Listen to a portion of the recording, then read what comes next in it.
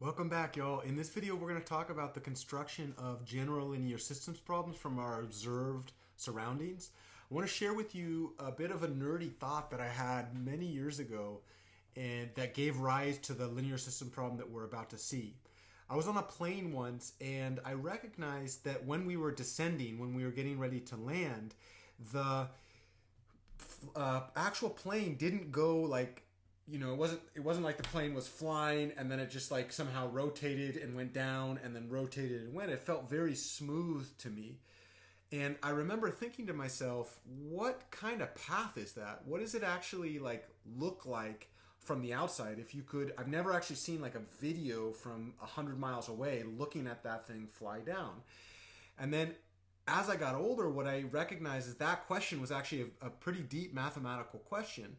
And then I started looking up material on plane flight landings because I thought to myself, like, I'm learning all this math. There's got to be a way to discuss that really kind of intuitive thought. Like, what does it look like from the outside when we're landing a plane? I know what it feels like, but what does it look like?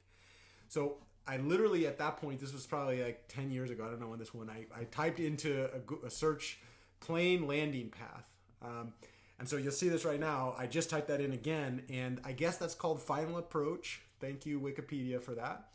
So I click on the Wikipedia. I don't know if this was around back when I first saw that, but I definitely learned that it was called final approach. And then the really cool thing was, at that time, I could Google. Don't make fun of me. Google was around when I was searching this, so don't you dare. I know I'm going bald.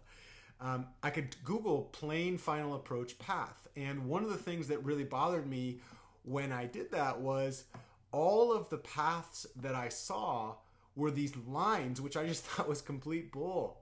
I mean, I'm sorry, it sounds like bullshit to me. Like, you can't, a plane doesn't like you're up in the air and then the thing just like automatically rotates, goes down, automatically rotates, and then lands. It's got to be smoother than that. And so as I was thinking about that problem, what I eventually realized was that that was a polynomial interpolation problem. That what I was really trying to do is develop some sort of a function that describes the way that the plane changes its height with respect to some variable.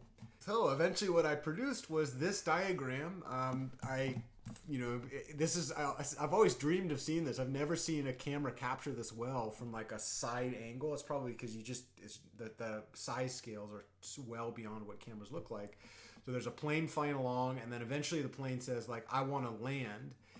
And my feeling was, I first thought about doing this linear, which is what all they did on this pictures, which is just like literally like draw a line between the point that it starts going down and the point that it actually lands. But the problem is that if it wasn't actually a line, it wouldn't be very fun to be in that plane. Could you imagine a plane that like comes down linearly?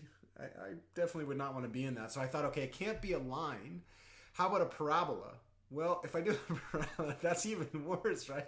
Because the thing is going to come down and then just go straight into the ground.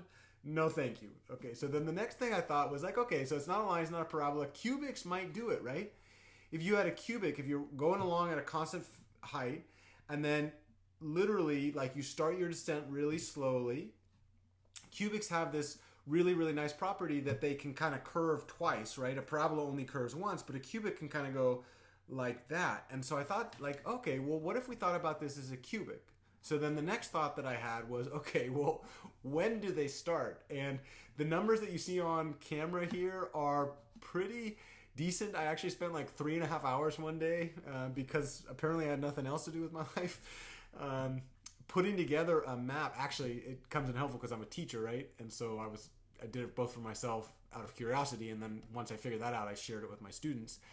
But so let's assume that we have a Boeing 787. It's traveling along at about 40,000 feet. It stays constant at 40,000 feet. And then we're going to actually discretize this by miles away from the landing position. And we're going to think about that in terms of a projection down onto the ground. So if you took a light flashlight that was really powerful, went up right above the plane and then went down on the ground, that shadow would be 400 miles away from landing. And at some point, I actually did do a ton of research to figure out whether or not that was a legit distance.